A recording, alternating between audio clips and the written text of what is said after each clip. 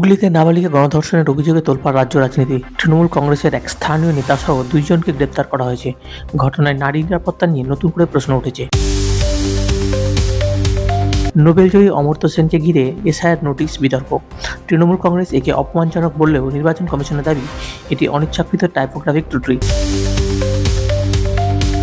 মৃত্যু হুমকির মাঝেও নিরাপত্তা ছাড়াই পথে রাজ্যপাল সিভি আনন্দ বোস। তার একলা চলোর বার্তাকে রাজ্যের রাজনৈতিক ও প্রশাসনিক মহলে ব্যাপক আলোচনায় জন্ম দিয়েছে।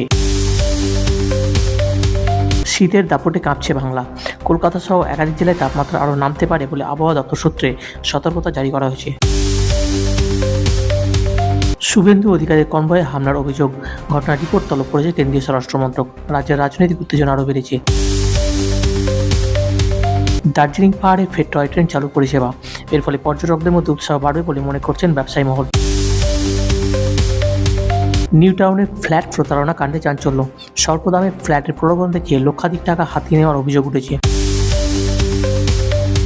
পূর্ব বর্ধমানে ভুয়ো নথিচক্রের পর্দাফাঁস। বাংলাদেশি এক মহিলার জন্য জাল কাগজপত্র বানানোর অভিযোগে এক যুবক গ্রেপ্তার হয়েছে। বহরম শ্মশানে সৎকার নিয়ে বিবাদে খুন। এক যুবককে পিটিয়ে মারার ঘটনায় এলাকায় ব্যাপক উত্তেজনা ছড়িয়েছে। রাজ্যে এসআইআর প্রক্রিয়া ঘিরে বিতর্ক অব্যাহত।